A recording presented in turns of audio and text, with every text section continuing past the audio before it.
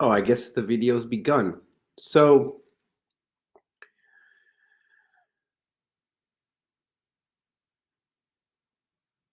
hmm, I really haven't put too much thought into what I'm going to say or how I'm going to say it, but I want to make a video about what it's been like for many of us, because I know that a lot of other men are dealing with the same issues. Um, Friends, family, we're experiencing major shifts in the behaviors of our fellow human beings. And these shifts are driven by fundamental changes in value systems. Um, the way men and women behave has often been driven by overarching value systems that valued certain traditional gender roles. And while there's nothing new about this um, discussion, what's being left out is the impact that these changes are having on the sex or mate finding marketplace and what it's doing to entire generations of people who, as a result, are ending up in very stressful, very chaotic, very isolating circumstances. And so, what makes this really difficult is that there's so many angles, so many things that can inform this discussion and that have a real part in explaining why people are behaving this way and why people are reacting this way when it comes to mate selection. Now, of course, I'm a man, so I'm a straight man, and I'm not interested in finding other men or necessarily analyzing the behavior of individual men in the dating pool. And that's simply because um, I'm looking for women. But as a 37-year-old single male who's done a huge share of dating, and I'm talking, I've done more dating than any other person I know. I've been on every site that you can date on. I've literally been on hundreds of dates.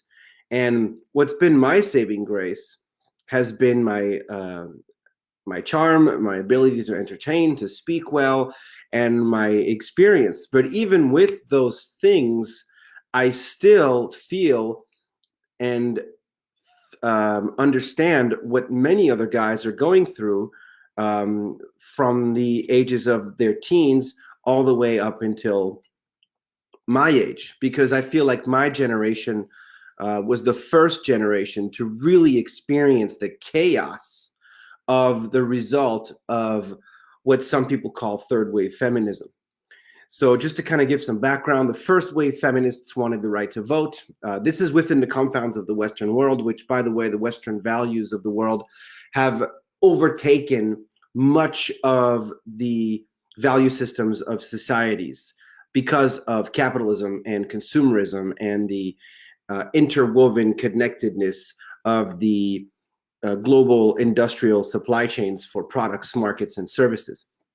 So the first wave focused on women obtaining the right to vote. If you think of that as the first wave of feminism, it's a very understandable and righteous wave.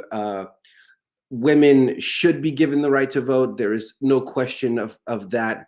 I don't think that many people will be taken seriously if they try to undermine that perspective. But that's just one stepping stone in this process that has led us to where we are.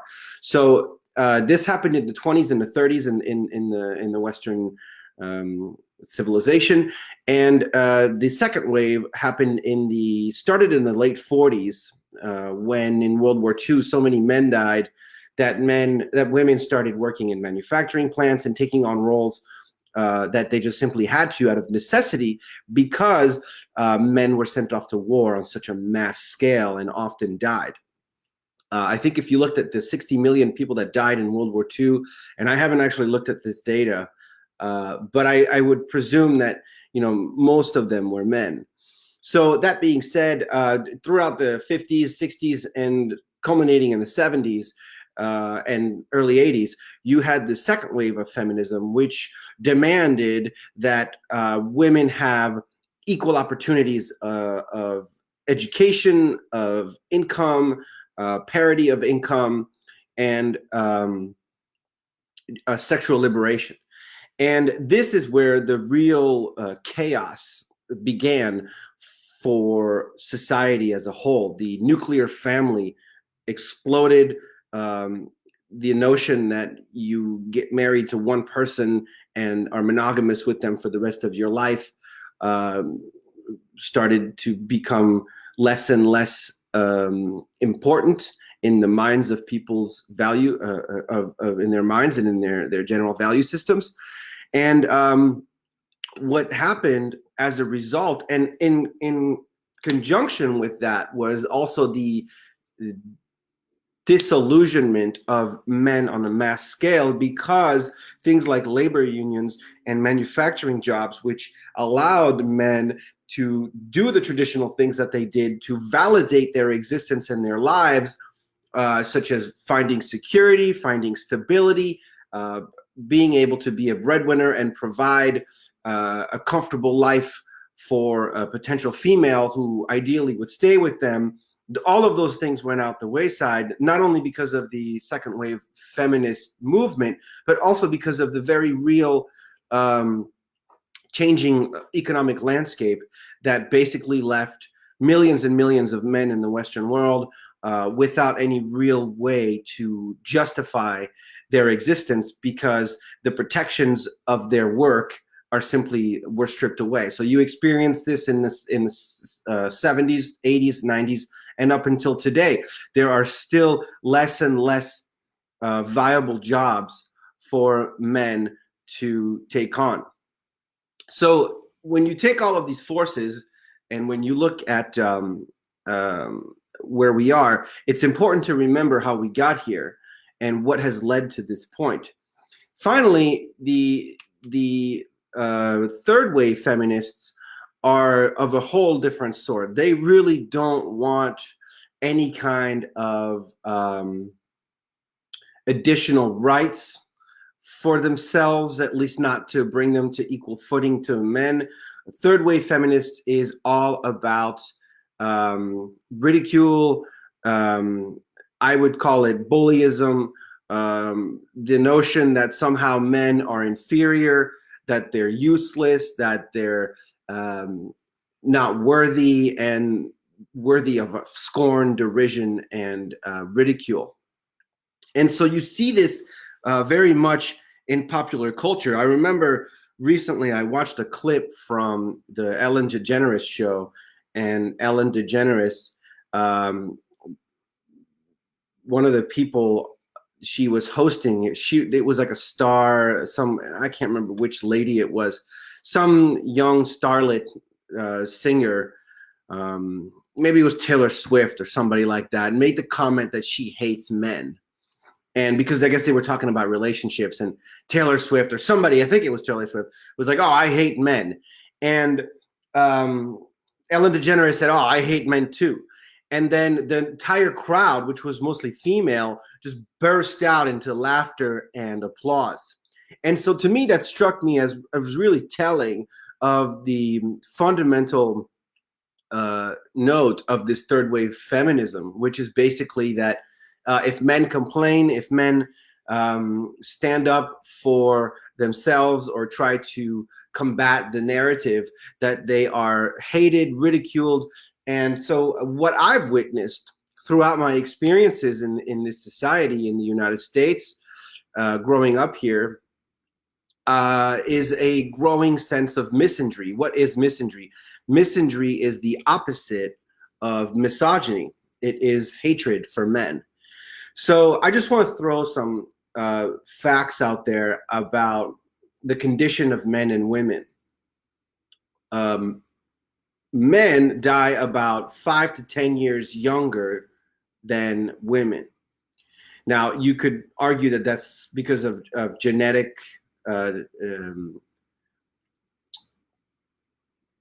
predispositions, but I think when I really think about this, it's probably a lot more due to social factors.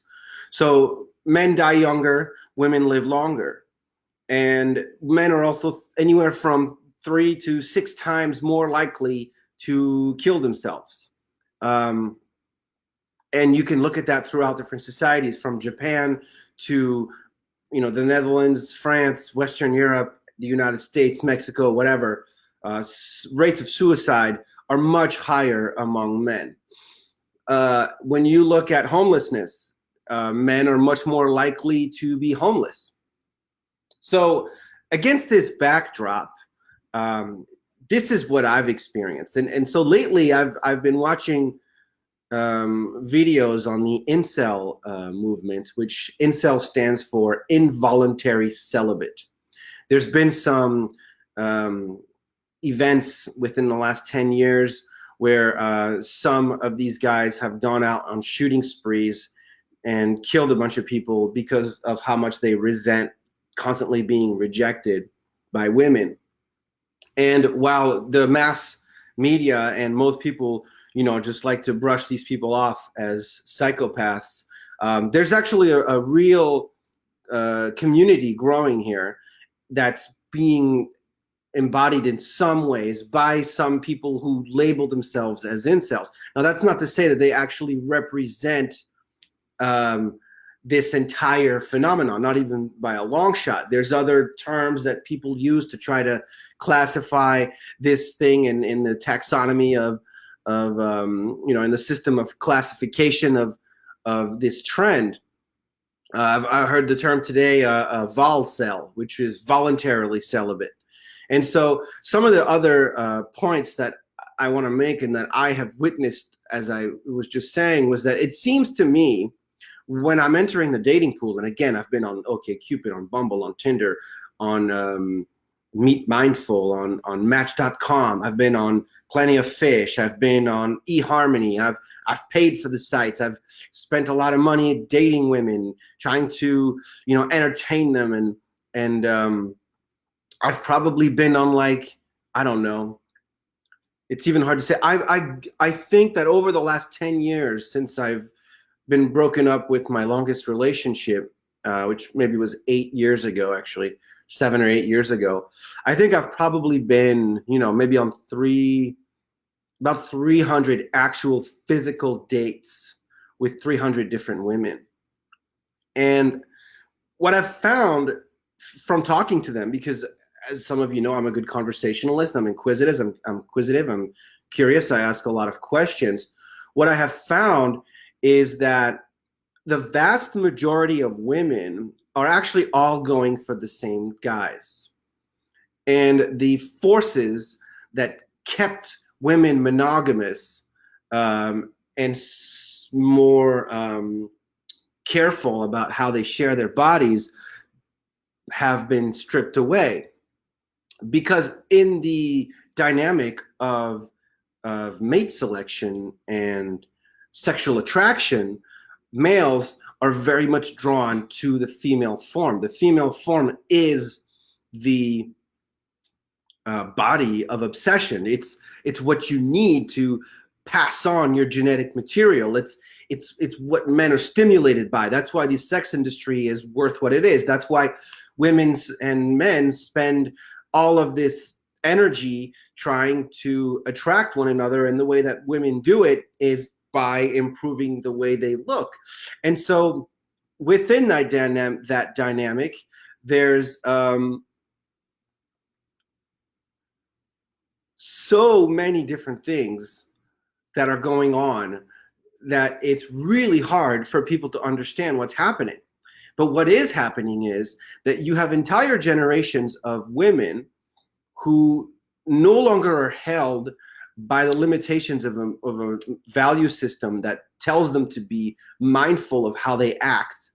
And they don't value the obtaining of a partnership very highly, and they're more interested in their careers and their education and their intellectual and entertainment pursuits. So the result is that they end up having children out of wedlock, um, and reconstituting all kinds of families. I mean, I met a woman recently who had 6 kids, or is it 5, from 3 different men. And she was in her mid 30s. And, it struck me as strange that she was still very good looking and quite entertaining. In fact, she came here. We had a nice meeting. She ghosted me too, totally ghosted. I was supposed to, oh man, I don't even want to explain that story because it's kind of telling about how well, maybe I should tell the story. So I met this chick on Bumble. She had unmatched me the first time we matched because um, she, I was, kind of like snarky with her about like the 5 kids with 3 different men. Like my comment, I think, was like, well, at what point do you say, enough is enough? Like how many mistakes? Of course, women aren't going to think of their children as mistakes. At least they shouldn't. But there's more to it, right? Um, anyway, she unmatched me because she got offended, but she matched with me again a second time after I deleted the app and recreated it, and she didn't remember. But the next time around, I was a little bit more gentle about that issue and um, made my terms with it. And when we met, things worked out well. We had a really good discussion, and then we planned on a second meeting. And she wanted me to have snacks here so we could hang out during this COVID thing. And anyway, she totally disappeared without a trace. She never gave me her phone number. It was all done through the Bumble app. And overnight, she went from like, not even overnight, like in 1 hour, she went from like being, hey, I'm gonna come hang out, we're gonna, I'm gonna have time this afternoon, blah blah blah, to poof, she's gone, deleted, unmatched, no. She even asked me for my phone number, but she never texted me. So I think there's more to that story. I don't want to get too much into it. I don't want to get too sidetracked.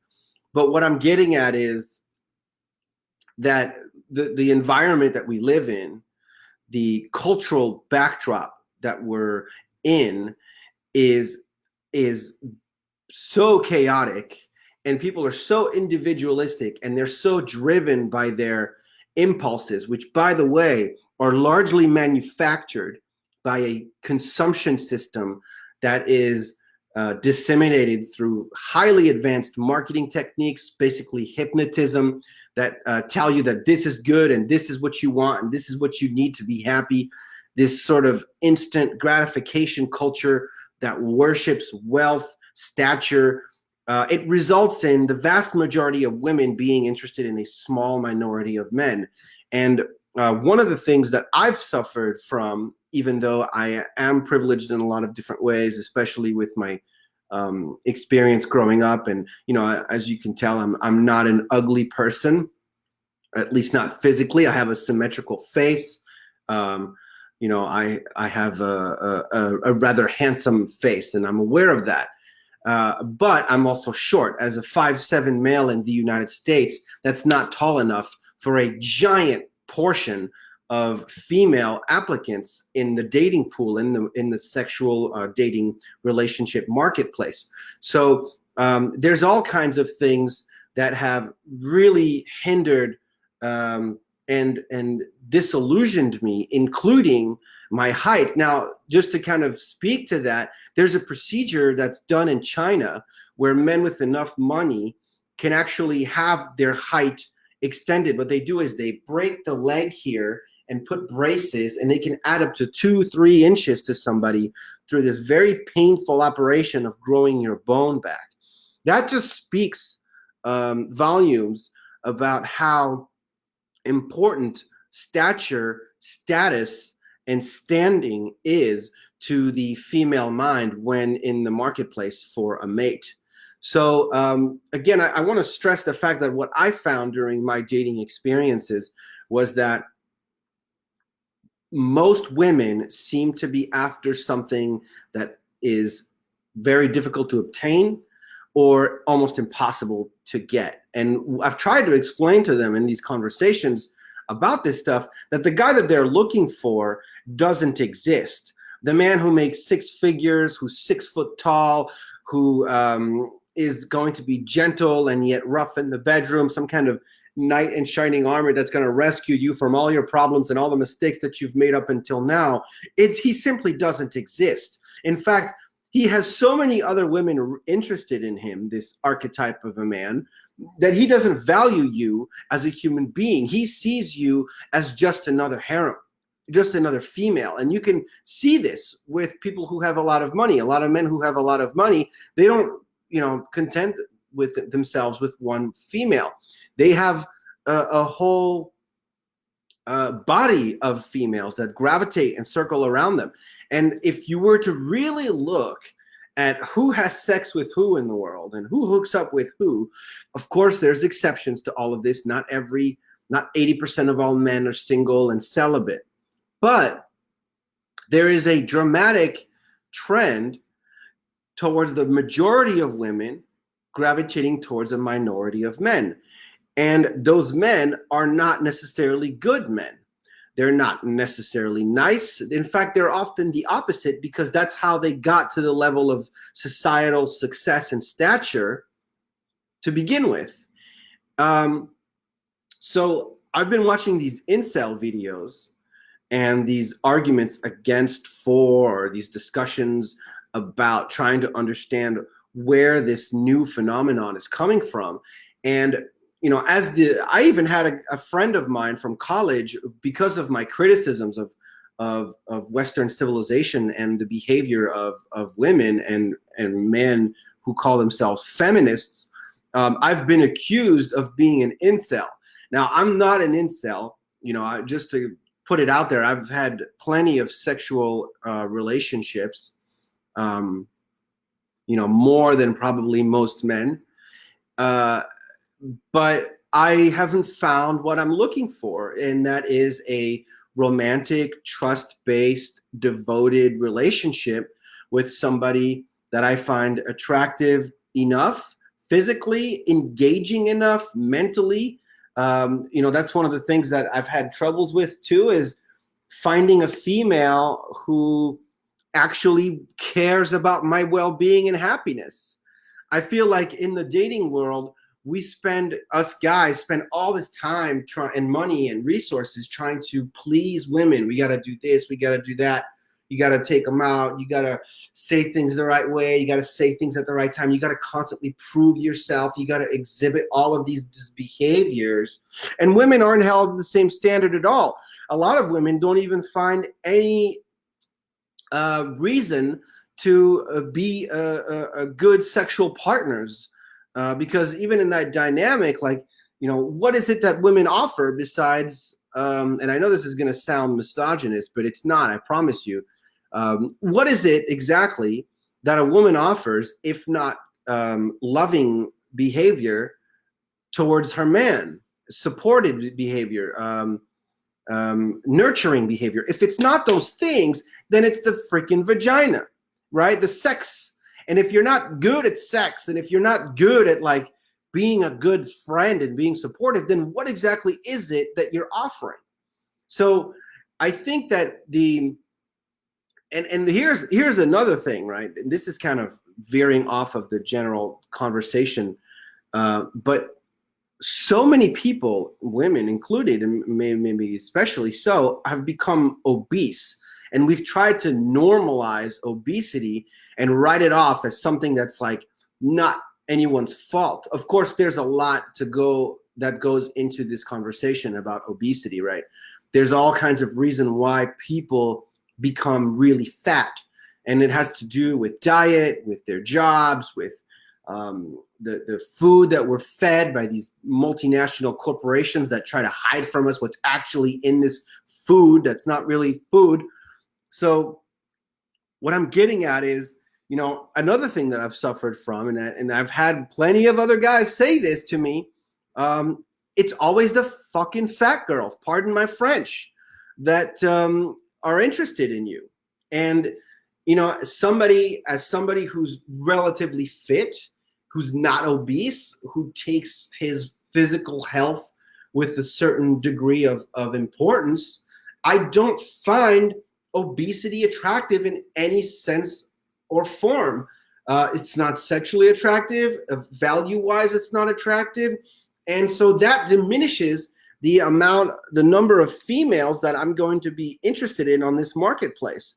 And the ones who aren't fat, which isn't that many of them, have so much demand that they have their pick of the lot. And so why would they settle when there's this constant notion out there that's very much tied in with our materialistic culture that says, hey, you could always do better. There's always a guy that's going to make more money, that's going to be nicer to you, that's going to get you more stuff, that's going to be more accommodating to your bullshit. You know, why settle for that guy when you can have maybe that guy?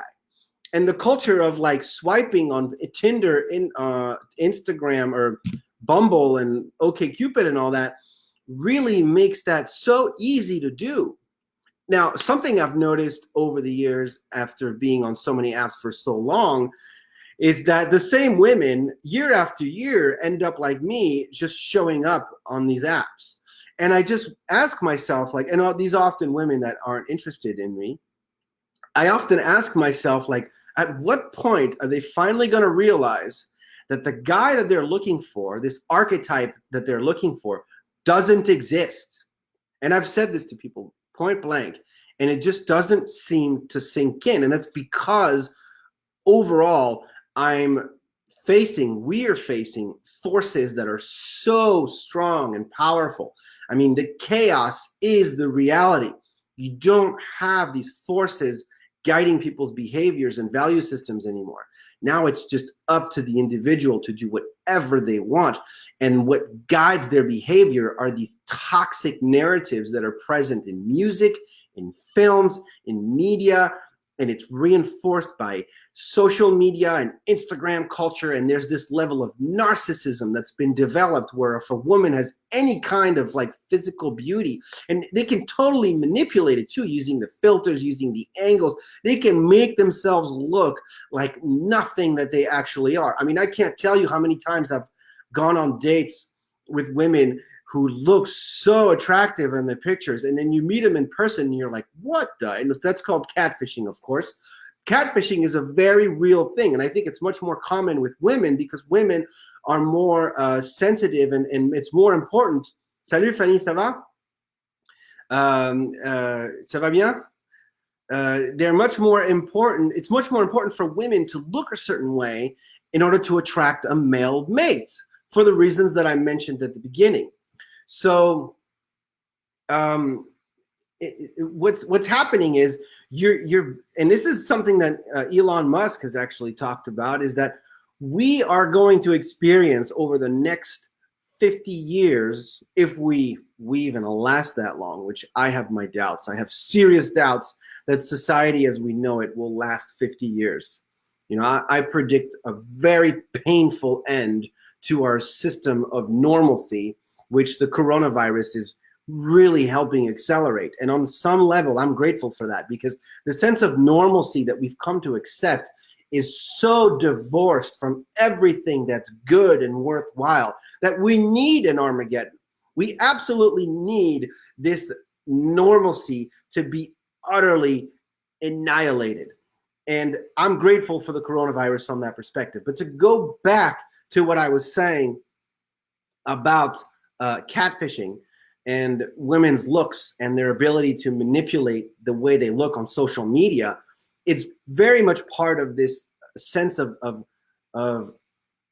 self idealization, this narcissism that's taken over our cultural backdrop. Because if you're not fat, or if you're only slightly fat, and if you have certain curves and certain symmetrical features of your face, and if you match a certain body style and you're a woman, you're going to be in hot demand because so many other women are in such poor shape. And that's going to leave a lot of men who are left out of the sexual dating marketplace to try to come up with all kinds of creative ways to attract those women. So I remember from like 5-6 years ago, maybe it was 4 years ago, or maybe a little long, I don't know. But I remember dating this girl I thought was really cute. And we went on a couple of dates and it was really fun. And I made her laugh and she was happy and blah, blah, blah, blah, blah. And I thought we were doing well. And then I look on her Facebook page and she's taking pictures of this bouquet and this tray of sushi and this beautiful like romantic dinner setup that she clearly just got from some other guy. And I'm thinking to myself, like, well, what the fuck? Like, I thought we had a good thing here. Now you're showing everybody how attractive you are and how good some guy's treating you. And what am I supposed to do now? Like, am I supposed to peacock even more so I can show you how much better of a, so I can try to prove to you how much better of an option I am to you? And so I felt in that moment the very real reality that, hey, these women expect me to go above and beyond to prove myself, and all they have to do is look pretty. And so that whole dynamic is beyond unfair. And what you're seeing are these forces all coming together to basically create a completely chaotic system where the vast majority of people are not going to ever find a stable long-term relationship that allows for a family unit to develop. And we've seen that more and more and more over the years. We went from like 10% to 20 to 30 to 40 to 60% divorce rates. So much so that now getting a divorce is pretty much as normal as getting marriage. So getting married. So what you have is complete mayhem.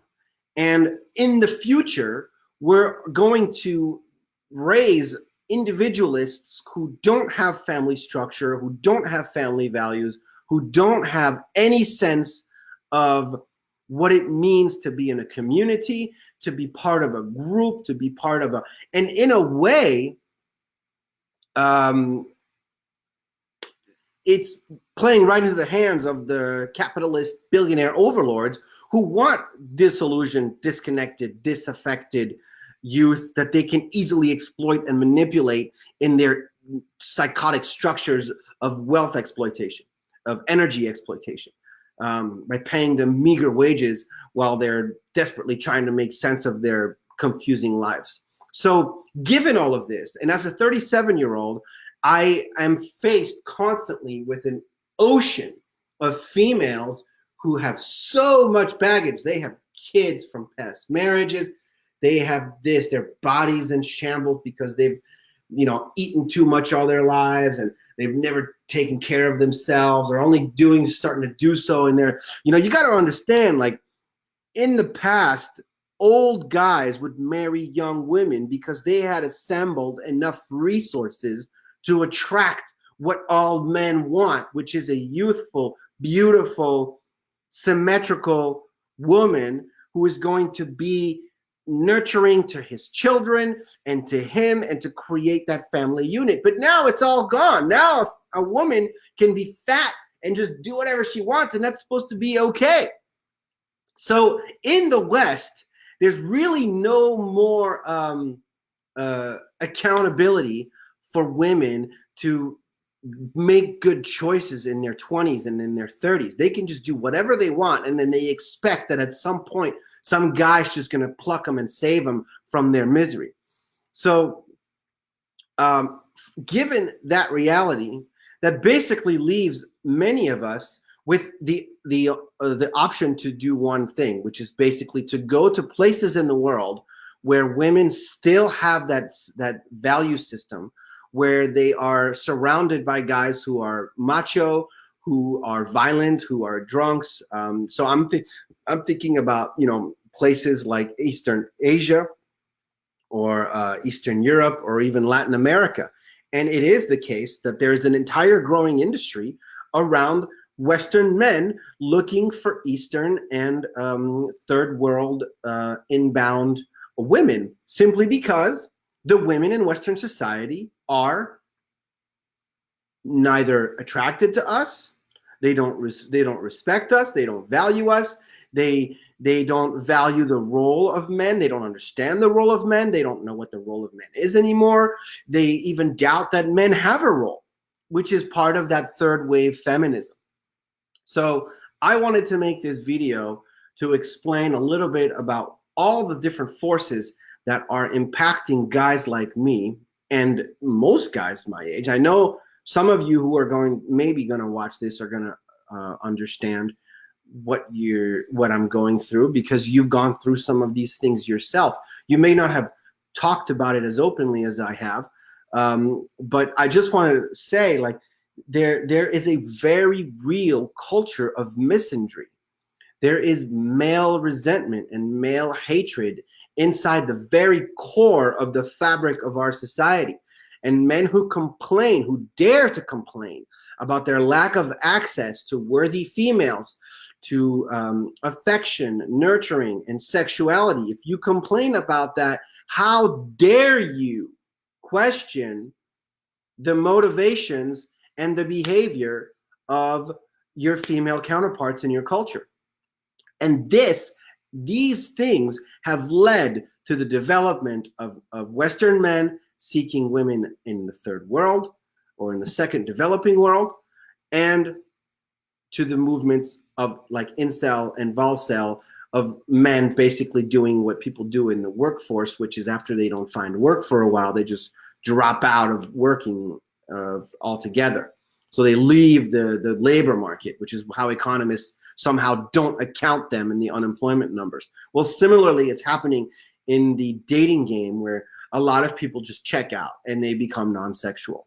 And the result of that in the long term is that you're going to see declining birth rates at a rate that's going to essentially lead to demographic nightmares like you're experiencing in countries like Italy and Japan, where so many people are old and you don't have enough young people to work to sustain the system of welfare that's needed to take care of those elderly people. So anyway, I'm going to post this on my new YouTube channel, which I got inspired from yesterday. I call it Max Socratic. Hopefully I'll be making more videos and not deleting them like I have been over the last 7 years. I've produced so many videos, and I haven't really kept many of them online. I have some on my computer that I've kept as part of my files, but if you've gotten this far, if you've listened at all, I hope that you've gotten something from this. I know it feels good for me to talk about these things, because I know I'm not the only one experiencing this chaos. So that being said, namaste, or whatever the hell you want to say. Bonne journée, à bientôt, ciao.